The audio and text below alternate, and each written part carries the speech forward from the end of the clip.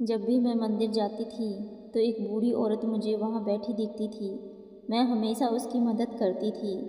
कभी उसके लिए कपड़े ले जाती तो कभी उसे खाना खिलाती। इसके बदले वह मुझे ढेर सारी दुआएं देती थी। शादी के बाद से मैं एक बार भी वहाँ नहीं गई थी।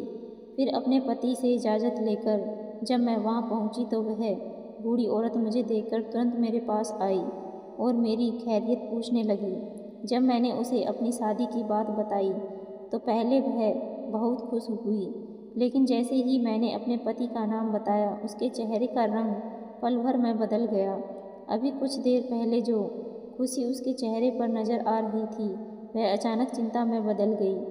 वह तुरंत मुझसे दूर हो गई और फिर उसने मुझसे सिर्फ एक ही बात कही कि जितनी जल्दी हो सके मैं उस हवेली को छोड़ दूँ, यही मेरे लिए बेहतर होगा। उसकी बात मुझे बहुत अजीब लगी। जब मैंने उससे इसकी वजह जानने की कोशिश की तो अचानक मेरा पति वहाँ आ गया और उसने मुझे चलने को कहा। मैं अपने घर वापस आ गई थी।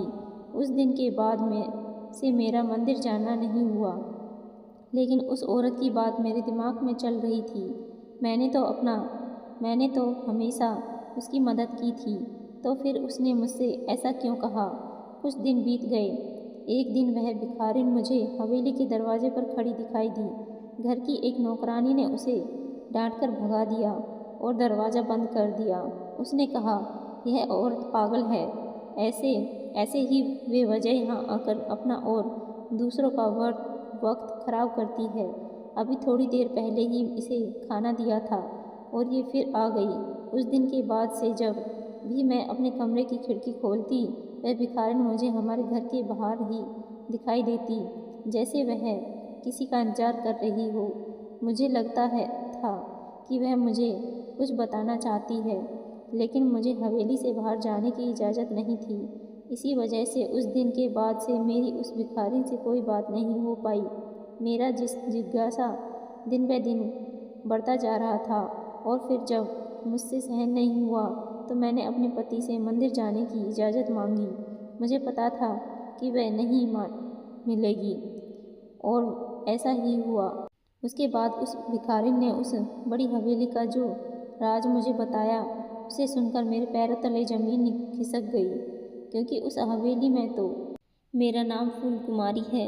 मेरी माता ने मेरा यह नाम बहुत प्यार से रखा था, क्योंकि मैं 9 साल बाद उनकी ज़िंदगी में आई थी। माता पिता की कोई संतान नहीं थी। मेरी माता मंदिर जाकर पूजा किया करती थी। आखिरकार उनकी प्रार्थना रंग लाई और उनकी ज़िंदगी में मेरी आमद हुई। मैं बचपन से ही बहुत सुंदर थी, इसी वजह से मेरी माता ने मुझे पहली बार देखकर ही मेरा नाम फूल कुमारी रख दिया। न केवल बचपन में बल्कि बड़े होने पर भी मैं बहुत खूबसूरत थी। जो भी मुझे एक नज़र देखता वह दोबारा पलटकर जरूर देखता था। सभी लोग मेरी खूबसूरती से काफ़ी प्रभावित थे। मेरे कॉलेज और यूनिवर्सिटी में भी कई लड़के मुझे पसंद करते थे, लेकिन मैंने कभी उनमें से किसी में भी दिलचस्पी नहीं ली, क्योंकि मैं बहुत ही समझदार और सुलझी हुई लड़की थी। मैं बिल्कुल अपनी माता जैसी थी। उन्होंने मुझे घर गृहस्थी और बाकी सारे काम बहुत अच्छे से सिखाए थे। इसी वजह से मैं हर हफ्ते अपनी माता के साथ मंदिर जाया करती थी और वहाँ जाकर पूजा करती थी। न केवल चेहरे से बल्कि मैं दिल से भी बहुत सुंदर थी। जो भी मुझे नज़र आता मैं आगे बढ़कर उसकी मदद करती। यही वजह थी कि मोहल्ले और आसपास के सभी लोग मुझे बहुत पसंद करते थे। जब भी मैं अपनी माता के साथ मंदिर जाती वहाँ एक बूढ़ी औरत बैठी दिखाई देती। मैं हमेशा उसकी मदद करती। कभी घर से उसके लिए कपड़े ले जाती तो कभी कोई और चीज़। बदले में वह मुझे ढेर सारी दुआएं देती थी। मेरी पढ़ाई पूरी हो गई थी और अब मेरे माता पिता दोनों यही चाहते थे कि मेरी शादी किसी अच्छे और बड़े घर में हो जाए। हम लोग ज़्यादा अमीर नहीं थे। मेरे पिता की सरकारी नौकरी थी और हमने एक अच्छी ज़िंदगी बिताई थी, मगर मेरी माता चाहती थी कि मेरी शादी एक बड़े घर में हो और मैं वहाँ राज करूँ। मेरे लिए रिश्ते तो काफ़ी समय से आ रहे थे, क्योंकि जो कोई भी मुझे देखता था पहली नज़र में ही पसंद कर लेता था। उसके बाद हमारे घर रिश्ता आता, लेकिन माता इनकार कर देती थी। उन्हें अपने मन मुताबिक रिश्ता भी अभी तक नहीं मिला था। मेरे पिता के एक बहुत अच्छे दोस्त ने अपने बेटे के लिए मेरा हाथ मांगा था।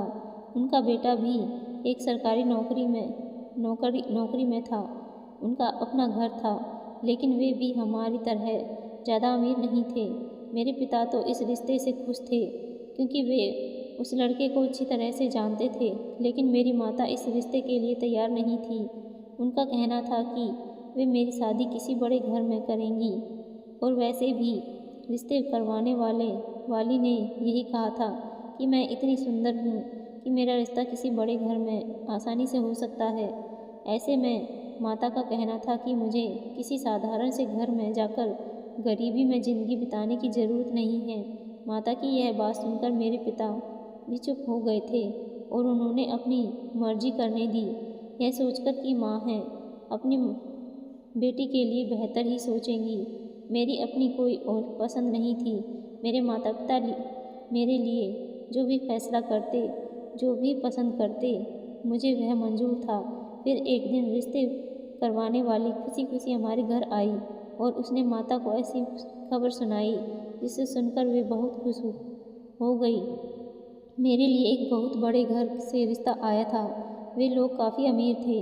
लड़के के माता पिता का देहांत हो चुका था। वह अकेला अपनी हवेली में रहता था और बाकी नौकर चाकर हवेली को संभालते थे। इसके अलावा उसका अपना बड़ा कारोबार था जिसे वह अकेले संभालता था। उस लड़के को एक ऐसी लड़की चाहिए थी जो समझदार होने के साथ साथ सुंदर भी हो। बाकी उसके परिवार और उसके घर के बारे में कोई ज़्यादा सवाल नहीं किया गया था। यह सुनते ही सबसे पहले माता के दिमाग में मेरा ही ख्याल आया। वे तुरंत मेरे घर पहुंचकर माता से बात करने लगी। देखने में तो लड़का काफ़ी सुंदर था। माता ने तुरंत इस रिश्ते के लिए हाँ कर दी। मुझे भी लड़का पसंद आया और ऊपर से वह इतना अमीर था कि कोई भी लड़की उसे मना नहीं करती।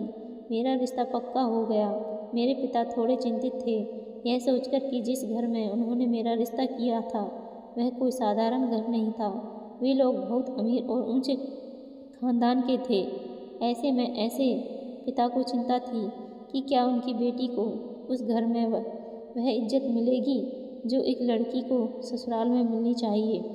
कहीं ऐसा न हो कि वे लोग अपने पैसों का लोभ दिखाएं और इस बात का फ़ायदा उठाएं कि मैं एक साधारण घर से आई हूँ।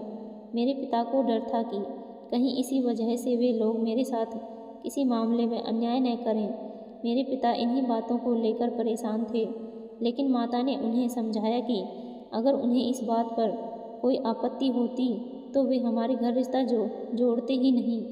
हमने उनसे कुछ भी नहीं छुपाया था, सब कुछ उनके सामने ही था और लड़के ने खुद मुझे पसंद किया था।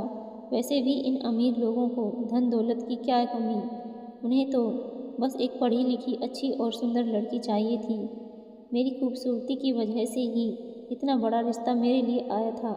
माता ने जैसे तैसे पिता को समझा बुझाकर संतुष्ट कर दिया। अभिषेक के साथ मेरी सगाई हो गई थी, लेकिन मेरी उससे ज़्यादा बातचीत नहीं थी। सगाई के बाद बस एक बार ही मेरी उससे मुलाकात हुई थी। उस मुलाकात में उसने सिर्फ मुझे देखा था और 2-4 सवाल पूछे थे। इसके अलावा कोई ख़ास बात नहीं हुई थी। पहली मुलाकात में ही मुझे समझ आ गया था कि वह व्यक्ति अपने काम से काम रखने वाला है और ज़्यादा बात नहीं करता। कुछ ही दिनों बाद घर में शादी की तैयारियां शुरू हो गई थी, क्योंकि अभिषेक का कहना था कि उसे जल्दी शादी करनी है ताकि उसके बाद वह अपने काम पर ध्यान दे सके। इसलिए वह चाहता था कि यह काम जितनी जल्दी निपट जाए उतना अच्छा है। माता पिता को भी इस बात पर कोई आपत्ति नहीं थी। उन्होंने तुरंत शादी के लिए हाँ कर दी थी। मुझे बस इस बात की चिंता थी इसी बात की चिंता थी कि मैं अपने माता पिता से दूर चली जाऊंगी। मैं तो कभी एक दिन भी उनके बिना नहीं रही थी और अब आगे पूरी ज़िंदगी उनके बिना कैसे बिताऊंगी। जैसे जैसे शादी के दिन नज़दीक आते जा रहे थे, मेरी उदासी बढ़ती जा रही थी, लेकिन फिर माता ने समझाया। मैं थोड़ा शांत हो गई थी। अभिषेक के कहने के मुताबिक शादी बहुत ज़्यादा धूमधाम से नहीं हुई थी। मंदिर में शादी हुई और वहीं से विदा होकर मैं हवेली आ गई। वह हवेली जो अभिषेक की थी, यह हवेली शहर से बाहर थी और आसपास दूर दूर तक कोई घर नहीं था। ऐसी वीरान जगह पर आकर एक पल के लिए तो मेरा दिल घबरा गया, लेकिन जैसे ही हवेली के अंदर पहुंची मैंने देखा तो दंग रह गई। इतनी खूबसूरत हवेली मैंने आज तक नहीं देखी थी। जिस शानदार तरीके से उसे सजाया गया था, वह देख मेरी आंखें खुली की खुली रह गई। हवेली में मेरे और अभिषेक के अलावा बाकी सब नौकर थे जो वहाँ काम करते थे और आज से इतनी बड़ी हवेली की मैंने मालकिन थी। मुझे अपनी आंखों पर और अपनी किस्मत पर यकीन ही नहीं हो रहा था। हवेली के जितने भी नौकर थे वे दिन के समय काम करते थे और रात को हवेली के बाहर बने छोटे छोटे घरों में चले जाते थे जो उनके लिए बनाए गए थे। मुझे इस हवेली को देखने में पूरे 2 दिन लग गए थे, लेकिन फिर भी हवेली के कुछ हिस्से ऐसे थे जिन्हें मैंने अब तक नहीं देखा था। नौकरों के मुताबिक हवेली के उन हिस्सों में किसी का आना जाना नहीं होता, इसलिए मैंने भी वहाँ जाने की ज़रूरत महसूस नहीं की। अभिषेक ने शादी के अगले ही दिन से अपना काम संभाल लिया था। वह सुबह ही काम के लिए चले गए थे। उन्होंने मुझसे कहा था कि हवेली के नौकर मुझे सब कुछ समझा देंगे और बता देंगे कि मुझे इस हवेली में किस तरह से रहना है। अभिषेक की यह बात मुझे समझ नहीं आई थी कि मुझे किस तरह से इस हवेली में रहना है। शादी को 1 हफ्ता हो गया था और मैं एक बार भी अपने माता पिता से मिलने नहीं गई थी। हवेली की नौकरानी ने मुझे सब कुछ समझा दिया था कि मैं इस हवेली से अभिषेक की इजाज़त के बिना कहीं नहीं जा सकती। हवेली के अंदर मैं जहाँ चाहूँ घूम सकती हूँ और जो चाहूँ कर सकती हूँ, लेकिन बाहर जाने की बिल्कुल भी अनुमति नहीं है। मेरा बहुत मन करता था कि मैं हवेली से बाहर निकलकर आसपास की जगह देखूं, लेकिन ऐसा मुमकिन नहीं था। अभिषेक सुबह ऑफिस जाता और शाम को घर वापस आता। उनका सारा दिन अपने काम ऑफिस में ही बीतता था और हवेली में भी सारे काम नौकर करते थे। उन्हें सारे काम समझाने के लिए एक खास नौकरानी यहाँ मौजूद थी। शायद वह यहाँ की सबसे खास नौकरानी थी, क्योंकि अभिषेक के सारे काम वही करती थी। जब भी मैं अभिषेक का कोई भी काम करने की कोशिश करती तो वह नौकरानी तुरंत बीच में आ जाती और मुझे वह काम करने से रोक देती। यहाँ की दूसरी नौकरानियों ने मुझे बताया था कि वह नौकरानी काफ़ी समय से यहाँ मौजूद है और ख़ास तौर पर मालिक के कामों के लिए रखी गई है। उसे सिर्फ अभिषेक के कामों की जिम्मेदारी दी गई थी और वह हवेली का कोई दूसरा काम नहीं करती थी। वह नौकरानी मेरी शादी से पहले ही यहाँ थी। मैंने उसका चेहरा कभी नहीं देखा था, क्योंकि वह हमेशा अपने चेहरे पर घूंघट डालकर रखती थी। जिस इलाके से वह ताल्लुक़ रखती थी वहाँ की महिलाएं इसी तरह घूंघट डालकर रहती थी, लेकिन उसका चेहरा देखें बिना ही यह अंदाज़ा लगाया जा सकता था कि वह कोई बूढ़ी औरत नहीं बल्कि एक लड़की थी। यही बात मुझे सबसे ज़्यादा खलती थी कि वह मेरे पति के काम क्यों करती है। मेरा पति भी अपने हर काम के लिए उसे ही आवाज़ देता था और उसे ही हर काम के लिए कहता था, जबकि मैं चुपचाप बैठकर यह सब देखती रहती थी। मेरा पति मुझसे ज़्यादा तो उस नौकरानी से बातें कर लेता था।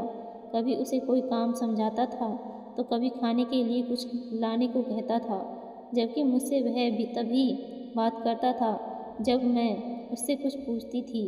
अब तो यह सब मेरी सहन शक्ति से बाहर हो गया था।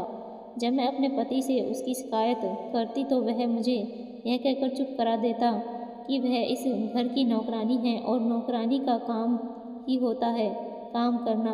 अगर वह उसे काम करने के लिए नहीं कहेगा तो फिर उसने इन नौकरों को घर में रखा ही क्यों है। जब मैं अपने पति से कहती कि उसके सारे काम मैं अपने हाथों से करना चाहती हूँ तो वह साफ इनकार कर देता। वह कहता कि मैं इस घर की मालकिन हूँ और वह मुझसे नौकरानी वाले काम नहीं करवाएगा। वह नहीं चाहता कि उसकी पत्नी घर के कामकाज करे। वह कहता कि जब वह ऑफिस से वापस आए तो मुझे तैयार सजी सवरी देखे, न कि कपड़े धोते हुए या खाना बनाते हुए। उसकी यह बातें सुनकर मैं चुप हो जाती थी, क्योंकि इतने समय में मैं यह समझ गई थी कि मेरे पति को ज़्यादा बोलना और बहस करना पसंद नहीं है। अब अगर मैं इस बात पर और चर्चा करती तो उसे गुस्सा आ जाता, और मैं ऐसा बिल्कुल नहीं चाहती थी। जब से मैं इस घर में आई थी तब से मेरा मंदिर का भी चक्कर नहीं लगा था। अभिषेक के पास समय ही नहीं होता था और वह मुझे अकेले घर से बाहर जाने की अनुमति भी नहीं देता था। मैंने कई बार अभिषेक से कहा था कि वह मुझे मेरे माता पिता से मिलने ले जाए, लेकिन वह हर बार यह कहकर बात टाल देता कि अभी उसके पास समय नहीं है। उसका कहना था कि मैंने अपनी पूरी ज़िंदगी अपने माता पिता के साथ बिताई है, अब मुझे अपने घर पर ध्यान देना चाहिए और यहाँ दिल लगाने की कोशिश करनी चाहिए। वह यह भी कहता था कि उसे बिना वजह यहाँ वहाँ घूमना फिरना बिल्कुल पसंद नहीं है, इसलिए मुझे भी उसकी आदतों के अनुसार ही रहना होगा। उसने समझाया कि जितनी जल्दी मैं इस बात की आदत डाल लूँगी उतना ही मेरे लिए बेहतर होगा। उस दिन के बाद मैंने भी कहीं जाने की जिद नहीं की और चुपचाप घर में ही सारा वक्त बिताने लगी। हवेली के सभी नौकर अपने अपने काम ख़त्म करके शाम होते ही हवेली से बाहर चले जाते थे, लेकिन वह खास नौकरानी सबके जाने के बाद भी हवेली में मौजूद रहती थी। जब मैं उससे कहती कि वह भी चली जाए तो वह साफ कह देती कि जब तक साहब अभिषेक नहीं आते वह यहाँ से नहीं जाएंगी। उसे साहब को खाना देना है और उसके बाकी काम करने हैं। इसके बाद जब उनकी इजाज़त होगी तभी वह यहाँ से जाएगी। उसकी बातों से मुझे ऐसा लगता था कि मेरी बात की उसके सामने कोई अहमियत ही नहीं थी। यह सब मेरे पति की वजह से हो रहा था, वरना मैं तो उसे 1 मिनट में घर से निकाल देती। लेकिन मेरे पति को पता नहीं क्या हो गया था कि वह इस बारे में कोई बात सुनता ही पसंद नहीं करता था। जब भी मैं उससे इस बारे में बात करती वह मुझे डांटते हुए कहता कि मैं उससे घर के नौकरों की बातें न करूं। उसका कहना था कि उसके पास इतना फालतू समय नहीं है कि वह मेरे साथ बैठकर नौकरों की चर्चा करे।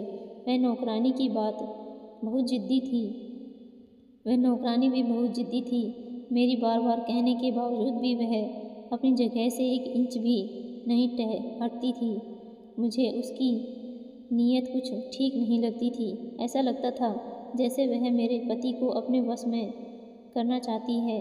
इसी वजह से वह उसके आगे पीछे घूमती थी और उनकी सेवा करती थी ताकि वह उनका दिल जीत सके। लेकिन मैंने भी सोच लिया था कि ऐसा होने नहीं दूंगी। आखिरकार घर की मालकिन मैं थी। इसी तरह हमारी शादी को 3 महीने बीत गए, तभी मैं एक बड़ी खुशखबरी मिली। मैं माँ बनने वाली थी। जब यह बात मेरे पति को पता चली तो उनकी खुशी का कोई ठिकाना ही नहीं था। लेकिन उसके बाद उन्होंने जो बात कही उसे सुनकर मैं हैरान और परेशान हो गई।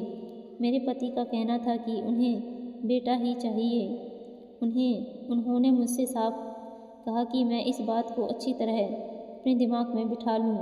उनकी बात सुनकर मैं समझ नहीं पा रही थी कि आखिर इसमें मेरा क्या हाथ हो सकता है। जो भी बच्चा इस दुनिया में आता है वह बेटा होता है या बेटी, यह मेरे बस में नहीं था। लेकिन जिस गुस्से में उन्होंने मुझसे यह बात कही थी उससे मैं डर गई थी और फिर अगले ही दिन मैंने मंदिर जाने का फैसला किया। मैंने अपने पति से कहा कि वह मुझे अपने साथ मंदिर ले चले ताकि मैं वहां जाकर मन्नत मांग सकूं और पूजा कर सकूं, जिससे हमारी औलाद बेटा हो। मेरी बात सुनकर मेरे पति कुछ देर चुप रहे और फिर बोले, अगर तुम सच में वहां जाकर पूजा करोगी तो हमारा बेटा होगा। मुझे समझ ही नहीं आ रहा था कि मैं क्या जवाब दूं, लेकिन भगवान पर भरोसा रखते हुए मैंने हाँ कह दिया। यह सुनकर मेरे पति की खुशी का कोई ठिकाना नहीं था। उन्होंने कहा कि वह मुझे अगले दिन ही मंदिर ले जाएंगे। इस तरह शादी के 3 महीने बाद आज मैं मंदिर आई थी। मैं जो हर हफ्ते यहाँ आती थी और पूजा करती थी, इतने दिनों बाद यहाँ आकर मुझे दिल को बहुत सुकून मिला। मेरे पति मुझे वहाँ छोड़कर अपने किसी काम से चले गए थे। मैंने उन्हें बताया था कि मुझे यहाँ कम से कम आधे घंटे लग सकते हैं और उनके पास इतना समय नहीं था कि वे मेरा इंतज़ार कर सकें। इसलिए वह मुझे यह कहकर छोड़ गए थे कि आधे घंटे बाद आकर मुझे ले जाएंगे। मैंने अपनी पूजा पूरी की और जैसे ही सीढ़ियों से नीचे आई तो वहीं बुजुर्ग महिला मुझे दिखाई दी। उसने भी मुझे देख लिया और जल्दी से भागते हुए मेरे पास आई। उसने मेरा हालचाल पूछा और कहा कि मैं पिछले 2-3 महीने से यहाँ क्यों नहीं आई। मैंने उसे शुरुआत से लेकर सारी अंत तक सारी बात बता दी कि कैसे मेरी शादी हो गई और सब। अब मैं अपने ससुराल में रहती हूँ। वहाँ से हर हफ्ते मंदिर आना मेरे लिए मुमकिन नहीं है। मेरी बात सुनकर वह बहुत खुश हो गई, लेकिन जब उसने मुझसे पूछा कि मेरी शादी कहाँ हुई है और मैंने उसे अपने पति और हवेली के बारे में बताया तो उसका चेहरा अचानक चिंता से भर गया। वह मुझसे 2 कदम पीछे हट गई। इसके बाद उसने जो बात कही उसने मुझे हैरान कर दिया। उसने कहा, तुम तुरंत उस घर को छोड़ दो, यही तुम्हारे लिए सही होगा, वरना सब कुछ बर्बाद हो जाएगा। मैं ऐसा क्यों कह रही थी, मुझे कुछ समझ नहीं आ रहा था। इससे पहले कि मैं हर बात विस्तार से उससे पूछती, मेरा पति वहाँ आ गया था। उसने मुझे चलने को कहा और मैं भी चुपचाप अपने घर वापस आ गई। मेरे पति ने तो मेरा कमरे से बाहर निकलना बंद कर दिया था। उसे अपने आने वाले बच्चे की मुझसे भी ज़्यादा चिंता थी। वह बात बात पर मुझसे यही कहता था कि मैं बस पूरा दिन उसी कमरे में बिताऊं। मुझे बाहर जाने की ज़रूरत नहीं है। जो चीज़ मुझे चाहिए हो मैं नौकरों से कह दिया करूं, वे मुझे वही चीज़ें यहाँ लाकर दे देंगे। मुझे अपनी सेहत का बहुत ख्याल रखना होगा। मैं अपने बच्चे के मामले में किसी भी तरह की कोई भी चूक सहन नहीं करेगा। अपने पति से यह सब सुनकर मुझे हैरानी होती थी। वह इस तरह बात करता था जैसे यह केवल उसकी संतान थी और मेरा उससे कोई लेना देना नहीं था।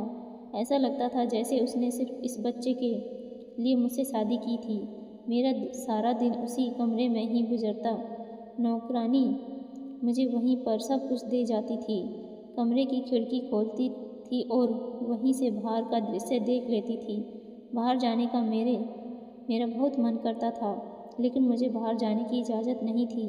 मुझे ऐसा लगने लगा था जैसे मैं इस कमरे में कैद होकर रह गई हूँ और वह नौकरानी जो मुझे पहले से ही पसंद नहीं थी, पूरे घर पर अपनी मर्जी चलाने लगी थी। एक दिन इसी तरह से अपने पति की गैरमौजूदगी में मैं कमरे से बाहर निकली थी और जब मैं नीचे आई तो मैंने देखा कि वही बुजुर्ग महिला जो मंदिर में मुझे मिली थी वह मेरी हवेली के बाहर खड़ी थी। एक नौकरानी ने उसे धक्का देकर दरवाज़ा बंद कर दिया। जब मैंने उस नौकरानी से पूछा तो उसने कहा कि यह औरत पागल है, थोड़ी थोड़ी देर में यहाँ आ जाती है।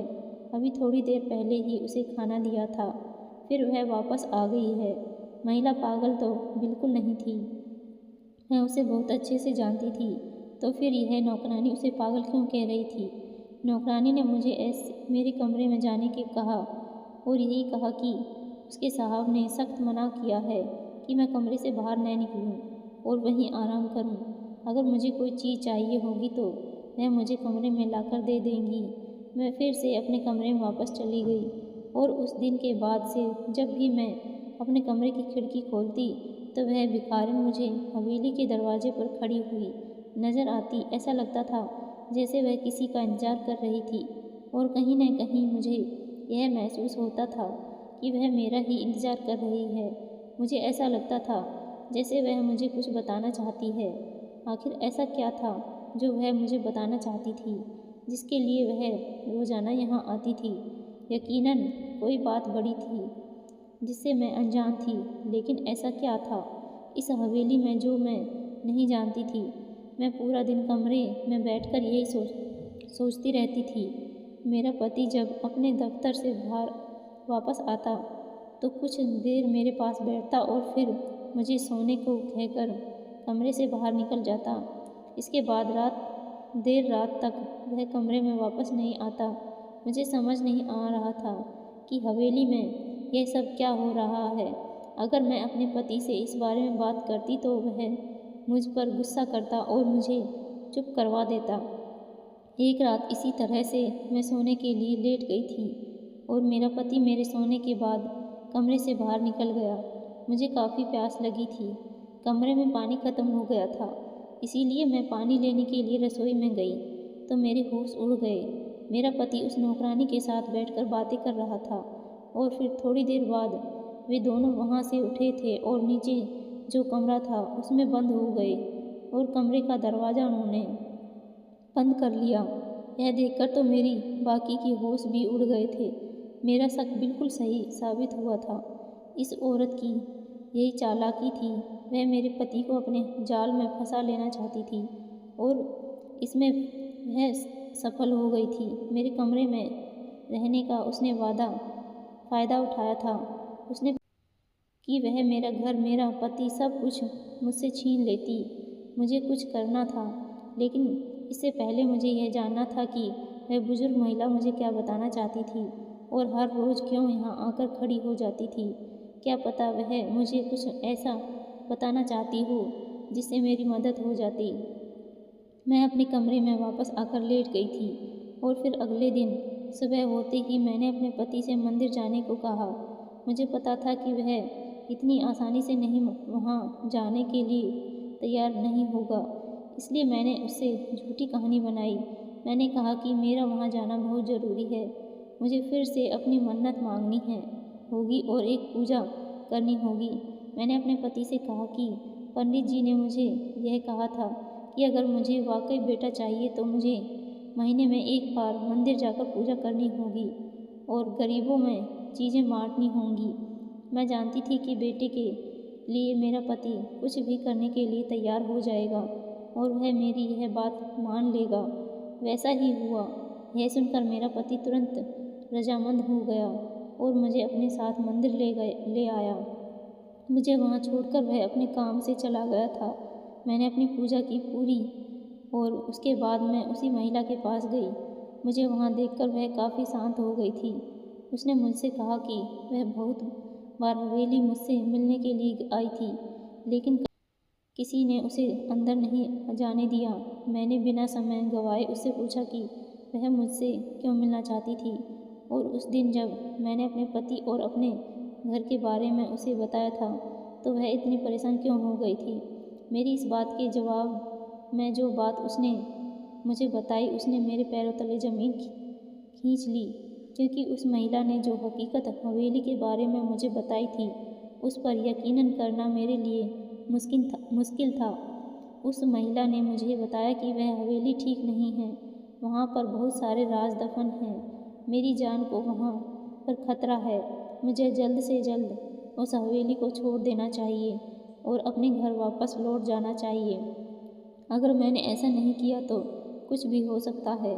उसने हवेली के बारे में बहुत सुना था और वहाँ का मालिक एक बहुत ही क्रूर इंसान है जो अपने उद्देश्य को पाने के लिए किसी भी हद तक जा सकता है।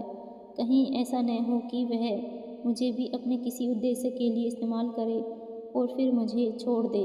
उस औरत ने मुझे कहा कि मैंने इतने समय तक उसकी मदद की है, इसलिए वह मुझे सच बताना चाहती थी। इसलिए वह बार बार हवेली के बाहर आकर मेरा इंतज़ार करती थी ताकि कहीं मुझे उससे सामना हो और वह मुझे यह सब कुछ बता सके। और इसके साथ उसने मुझे एक और बहुत बड़ी बात बताई। उसने बताया कि मुझसे पहले भी हवेली की एक मालकिन हुआ करती थी जो मेरी तरह ही कोमल दिल वाली और बहुत सुंदर थी। वह भी मंदिर पूजा करने आ जाया करती थी और उस बुजुर्ग औरत की दिल खोलकर मदद करती थी, लेकिन फिर अचानक उसने आना बंद कर दिया और कोई नहीं जानता कि वह कहाँ गई। वह औरत मेरे पति की पत्नी थी। इसका मतलब यह था कि अभिषेक ने मुझसे पहले दूसरी शादी की थी और उसने अपनी पहली पत्नी के बारे में मुझे कुछ नहीं बताया था। वह कौन थी और कहाँ गई थी कोई नहीं जानता था, इसलिए उस औरत ने मुझे सारी हकीकत बताई थी। उसने कहा कि मुझसे पहले जो औरत हवेली में थी वह इस हवेली से गायब हो गई थी और अब मुझे भी जल्द से जल्द यह हवेली छोड़ देनी चाहिए, वरना कुछ भी हो सकता था। लेकिन मुझे ऐसा कैसे हो सकता था? मैं हवेली को कैसे छोड़ सकती थी? मुझे समझ ही नहीं आ रहा था कि क्या करूं। मेरे पति वापस आ गए थे और अब मुझे हवेली वापस जाना था। मुझे हर हाल में यह जानना था कि मेरे पति की पहली पत्नी कहाँ चली गई थी और उसने यह बात मुझसे क्यों छुपाई थी। जैसे ही रात होती मेरा पति कमरे से बाहर चला जाता और फिर मैं भी अपने कमरे से बाहर निकलकर हवेली के हर कमरे मैं जाती और देखती कि कहीं से तो मुझे मेरे पति की पहली पत्नी के बारे में कोई जानकारी मिल जाए।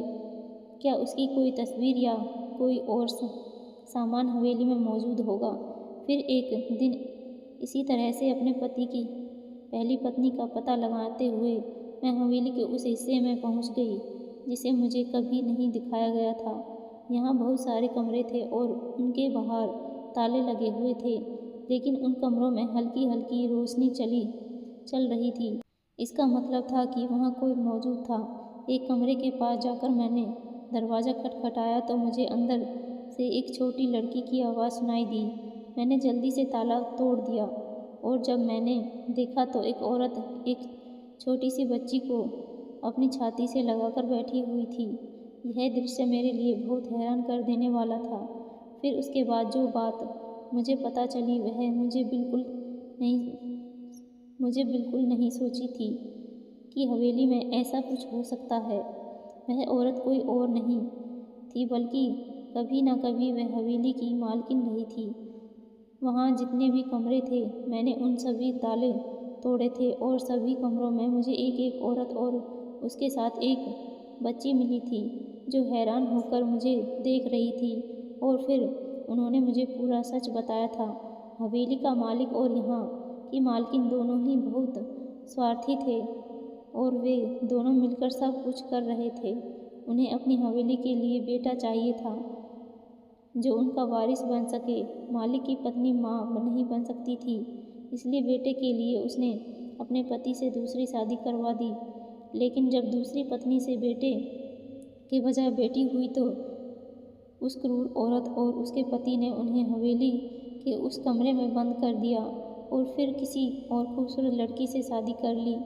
इस तरह से मेरे पति ने 5 शादियाँ की थी और हर बार बेटी होने पर वह अपनी पत्नी और बेटी को हवेली के उस हिस्से के कमरे में बंद कर देता था, क्योंकि उसे सिर्फ और सिर्फ बेटा चाहिए था। जो घर में नौकरानी थी वह असल में कोई और नौकरानी नहीं थी बल्कि वह यहाँ के मालिक की पहली पत्नी थी और हवेली की असल मालकिन थी। वही सब कुछ करवा रही थी। अब मुझे समझ आया था कि मेरा पति बात पर बेटे की फरमाइश क्यों करता था, क्योंकि इतना क्रूर कैसे हो सकता है मैं सोच भी नहीं सकती थी। मैंने उन 5 महिलाओं को जिनके पास छोटी छोटी बेटियां थीं उन बंद कमरों से आज़ादी दिलाई। अब वक्त आ गया था कि उस क्रूर इंसान को उसके अंजाम तक पहुंचाया जाए जिसने सिर्फ बेटे के लालच में इतनी महिलाओं और बच्चियों की जिंदगी बर्बाद की थी। मुझे अपने पति की सारी सच्चाई मालूम हो गई थी, इसलिए वह रात को उठकर अपनी हवेली पहली पत्नी के पास चला जाता था और अपने सारे काम उसी से करवाता था, क्योंकि वह कोई नौकरानी नहीं थी बल्कि उसकी पहली पत्नी थी। मैंने अपने पति के खिलाफ पुलिस में रिपोर्ट की थी और मेरे पति की बाकी पत्नियों ने भी उसके खिलाफ गवाही दी थी, जिसके बाद पुलिस ने मेरे पति को उन लड़कियों को हवेली में कैद करने और धोखा देने के आरोप में पकड़ लिया था। उन सभी महिलाओं ने अपनी अपनी बेटियों के साथ अपने माता पिता के घर लौटने का फैसला किया। मैं भी हवेली छोड़कर अपने घर लौट आई थी। फिर कुछ ही दिनों बाद मेरे घर बेटा हुआ था जो सिर्फ मेरा था। मैंने अपने पति को इस बारे में कुछ नहीं बताया था। मैंने खुद से वादा किया था कि कभी भी इस इंसान को अपने बेटे तक नहीं पहुंचने दूंगी। मैंने वह हवेली और सब कुछ छोड़ दिया था जो मेरे बेटे का हक था। मुझे ऐसी दौलत की कोई ज़रूरत नहीं थी जो इंसान के भीतर से इंसानियत, हमदर्दी और मोहब्बत को ख़त्म कर दे। दोस्तों, वीडियो कैसी लगी? अगर कहानी अच्छी लगी हो तो कमेंट में ज़रूर बताएं और वीडियो को एक लाइक और चैनल को सब्सक्राइब ज़रूर करें। धन्यवाद।